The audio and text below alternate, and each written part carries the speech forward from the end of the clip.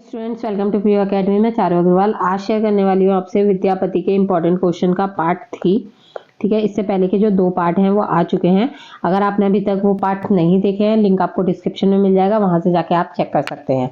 ठीक है, इसके अलावा और भी जो 2 वीडियोस हैं, मतलब 2 हमारी जो बुक्स हैं उनकी वीडियोस आ चुकी हैं। तो यहाँ पे हमने संदेश शासक और कैमास वध के इंपॉर्टेंट क्वेश्चन देख लिए हैं। अगर वो भी आपने नहीं देखे हैं, लिंक डिस्क्रिप्शन में मिल जाएगा, प्लेलिस्ट के लिंक दिया है, वहां पे आपको सारी तरीके की वीडियोस मिल जाएंगी, आप वहां से जाके चेक कर सकते हैं। ठीक है, तो चलिए अभी वीडियो स्टार्ट करते हैं। उससे पहले अगर आप चैनल पर नए हैं तो चैनल को सब्सक्राइब कर लें, साथ ही नोटिफिकेशन बेल को प्रेस कर दीजिएगा, जिससे आने वाली वीडियोस की नोटिफिकेशन आपको मिलती रहे। तो चलिए पहला क्वेश्चन देखते हैं हम। पहला क्वेश्चन है हमारा, विद्यापति के जन्म और उनके परिवार के बारे में संक्षिप्त जानकारी प्रस्तुत कीजिए। ठीक है, तो यहाँ पे विद्यापति के जन्म और उनके परिवार के बारे में आपको बताना है। उत्तर देखिए, महाकवि विद्यापति का जन्म मिथिला प्रांत के विप्सी ग्राम में हुआ था। कहाँ पे हुआ था? मिथिला प्रांत के विप्सी ग्राम में हुआ था। यह ग्राम दरभंगा जिले के जगेल परगाने में आता है। कहाँ पे आता है? दरभंगा जिले में। कहाँ पे? दरभंगा जिले में। तो आप इतना भी याद कर लेते हैं कि मिथिला प्रांत के विप्सी ग्राम के दरभंगा मतलब विप्सी ग्राम में हुआ था, जो कि कहाँ पड़ता है? दरभंगा जिले में पड़ता है। विद्यापति का घराना अपने पांडित्य के लिए विख्यात था, जिसका संबंध राजघरानों से कहा था। ठीक है, किसके लिए विख्यात था? पांडित्य के लिए, यानी कि उनके घर में मुख्य रूप से क्या काम किया जाता था? पंडित का काम किया जाता था। मतलब मोस्टली सभी क्या थे? पंडित थे। ठीक है, और कहाँ पे पंडित थे? राजघरानों में थे, यानी कि राजा के घरों में या उनके रिश्तेदारों में, उनमें ही पंडित का काम करते थे ये। ठीक है, उनके पिता का नाम क्या था? गणपति ठाकुर, और माता का नाम गंगा देवी था। विद्यापति का जन्म वर्ष विवाद का विषय है। जन्म वर्ष विवाद का विषय क्यों है? क्योंकि अभी भी आलोचकों में ये बहस है कि जो विद्यापति हैं उनका जन्म कब हुआ था। ठीक है, एक पद के आधार पर, देखिए किसके आधार पर? पद के आधार पर। जो विद्यापति के पद हैं उन पदों के आधार पर जो विद्यापति हैं उनका जन्म विक्रमी संवत 1407 और 1350 ईस्वी माना जाता है। देखिए वैसे तो सभी को पता होगा कि विक्रमी संवत क्या होती है, लेकिन अगर किसी को नहीं पता तो मैं बता दूं कि जो ईस्वी होती है, ठीक है, उसमें अगर हम 57 को प्लस कर देते हैं तो हमारी विक्रमी संवत हमें प्राप्त हो जाती है। ठीक है, कहने का मतलब है जैसे 2024 चल रहा है, तो अगर हम 2024 में 57 को प्लस कर देंगे तो हमारी विक्रमी संवत आ जाएगी।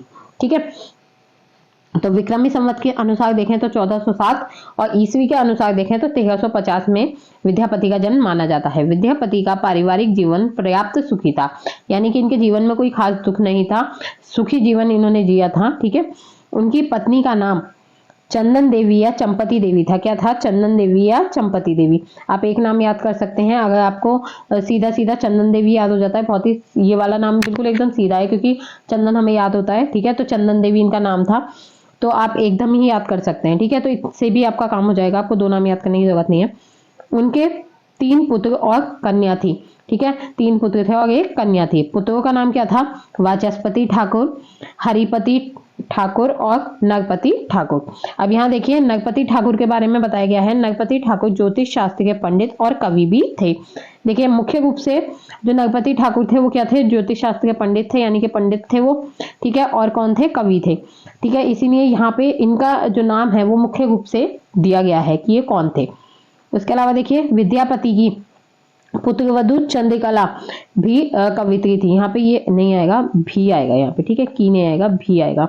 जो चंद्रकला थी पुत्रवधु, वो कौन थी? कवित्री थी। यानी कि जो नरपति ठाकुर थे जो कि पुत्र थे, वो कौन थे? कवि थे।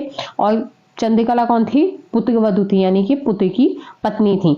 ठीक है, यानी कि बहू थी, वो कौन थी? कवित्री थी। ठीक है, वो भी कविताएं करती थी। नेक्स्ट क्वेश्चन देखिए, विद्यापति के आश्रयदाता कौन थे? उनके दरबार में विद्यापति की क्या स्थिति थी? आश्रयदाता कौन होते हैं? आश्रयदाता वो होते हैं जिनके यहाँ पे कार्य किया जाता है, यानी कि आश्रय देने वाले। ठीक है, उत्तर देखिए, विद्यापति के आश्रयदाता महाराज शिव सिंह थे। किसके यहाँ काम करते थे विद्यापति? महाराज शिव सिंह के लिए। ठीक है, महाराज शिव सिंह के यहाँ काम करते थे। उनकी पटरानी लखीमा देवी थी। पटरानी यानी कि कौन? पत्नी। ठीक है, महाराज शिव सिंह की जो पत्नी थी वो कौन थी? लखीमा देवी थी। शिव सिंह और लखीमा देवी को लक्ष्य कर लिखे गए इनके श्रृंगारी पद इनकी पदावली की सर्वोच्च निधि है। देखिए इनकी पदावली में, यानी कि जो विद्यापति हैं उनकी पदावली में अगर सबसे उच्च कोटि का कार्य किया गया है तो वो क्या है? श्रृंगार रस का प्रयोग। ठीक है, तो ये जो श्रृंगाररस का प्रयोग करके जो पद लिखे गए हैं वो किसे लक्ष्य करके लिखे गए हैं या किसकी कल्पना करके लिखे गए हैं कहें तो शिव सिंह और लाखीमा देवी को लक्ष्य करके ये पद लिखे गए हैं। ठीक है, कहते हैं कि महाराज शिव सिंह इनकी कविता से इतने प्रसन्न हुए कि इनकी सुमति नामक एक संगीतज्ञ को इनके पद के स्वर बिठाने के लिए नियुक्त किया। ठीक है, क्या कहते हैं कि जो राजा शिव सिंह थे उन्हें इनकी कविता से इतने ज्यादा प्रसन्न थे, मतलब इनकी कविता सुनने उन्हें इतनी ज्यादा पसंद थी कि उन्होंने उनकी सुमति नामक एक संगीतज्ञ को इनके पदों के स्वर बैठाने के लिए नियुक्त किया, यानी कि स्वरों को पद बैठाने के लिए, मतलब कि वो गाने में सुना सकें। ठीक है, उसके लिए इन्हें नियुक्त किया। इससे प्रकट है कि विद्यापति सामान्य रूप से समझे जाने वाले दरबारी कवियों से भिन्न थे, यानी कि वहां पे जितने भी दरबारी कवि थे उनसे कुछ भिन्न थे, कुछ खास थे ये राजा शिव सिंह के लिए। वस्तुतः वह शिव सिंह के सखा और अंतरंग मित्र थे, यानी कि सखा क्या, दोस्त थे, अंतरंग मित्र भी वही हो जाता है, गहरी दोस्ती थी। ठीक है, तो जो शिव सिंह है और विद्यापति हैं उनके बीच गहरी दोस्ती थी। यही कारण है कि राजा शिव सिंह रूपनारायण लखिया देई रमाने की बात कहने का वे साहस कर सके। ठीक है, ये जो पंक्ति है इसे याद कर लीजिएगा। जो भी आपके लाइंस देखने के लिए मिलती है ना, मोस्टली अगर वो कहीं आ रही हैं तो उन्हें याद कर लीजिए, क्योंकि ये लिखने से आपका जो क्वेश्चन है उसमें आपको मार्क्स अच्छे मिलते हैं, क्योंकि वो ना हाईलाइट हो जाता है और साथ ही ये लगता है कि हाँ ये इसने पढ़ा है, क्योंकि अगर पूरे आंसर पे ध्यान नहीं भी जाएगा तो जो आपने हाईलाइट किया ना उस पर ध्यान जाता है, और वो चीज़ अगर आपने लिखी है और सही लिखी है तो उससे आपके मार्क्स पे जरूर असर होता है। ठीक है, तो चलिए नेक्स्ट क्वेश्चन देखते हैं। नेक्स्ट क्वेश्चन देखिए, विद्यापति की रचनाओं के विषय में उल्लेख कीजिए। विद्यापति की कुल 14 रचनाएं मिलती हैं, जिनमें संस्कृत की 11, अभट्ट की 2, मैथिली की 1 रचना है। संस्कृत की रचनाएं कौन कौन सी हैं? भू परिक्रमा, पुरुष परीक्षा, लिखनावली, विभगसाग, वर्षकृत्य, गया पतलक, शैव सर्वस्व सार, प्रमाणभूत पुराण संग्रह, गंगा वाक्यावली, दान वाक्यावली, दुर्गा भक्ति तरंगिणी। फिर आती है अभट्ट की रचनाएं, कीर्ति लता और कीर्ति पताका, ये तो बहुत ही प्रचलित रचनाएं हैं, सभी को पता होगी मुख्य रूप से। और मैथिली की रचना कौन सी है? पदावली। ठीक है, इस तरह से इनकी कितनी रचनाएं हो जाती हैं? 14 रचनाएं हमें देखने के लिए मिलती हैं। ठीक है, रचनाओं के नाम जरूर याद कर लीजिएगा, क्योंकि अगर लॉन्ग में क्वेश्चन आता है तो विद्यापति के जन्म के बाद उनकी रचनाएं ही पूछी जाएंगी। ठीक है, 2 क्वेश्चन को एक करके तब आपको ये क्वेश्चन दिया जाएगा। ठीक है, नेक्स्ट क्वेश्चन देखिए।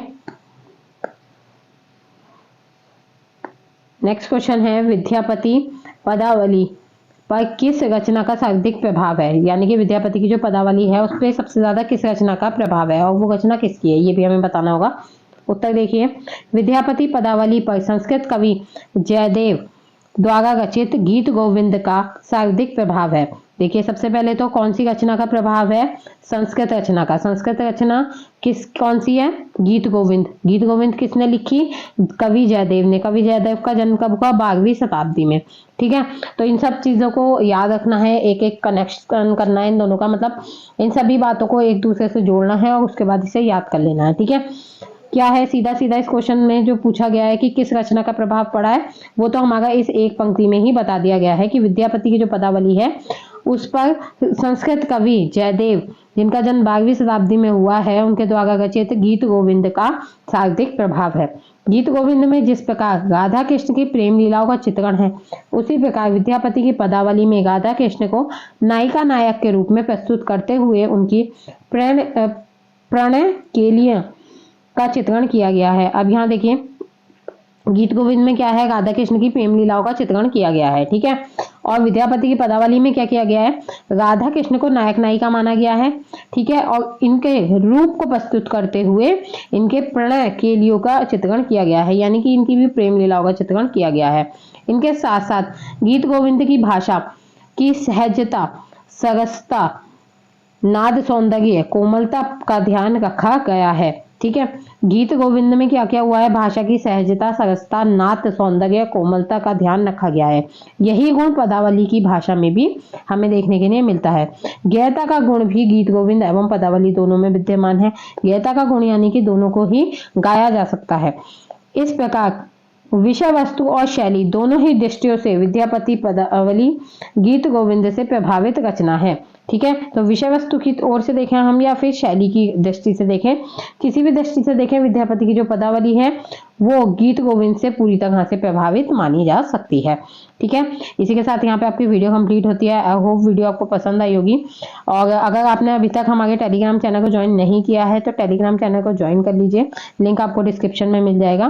ठीक है, और बाकी अगर आपको कोई प्रॉब्लम होती है तो आप कमेंट बॉक्स में कमेंट करके पूछ सकते हैं। तो अगर आपको वीडियो अच्छी लगी हो तो वीडियो को लाइक करें, दोस्तों के साथ शेयर करें और चैनल को सब्सक्राइब करना ना भूलें। Thanks for watching.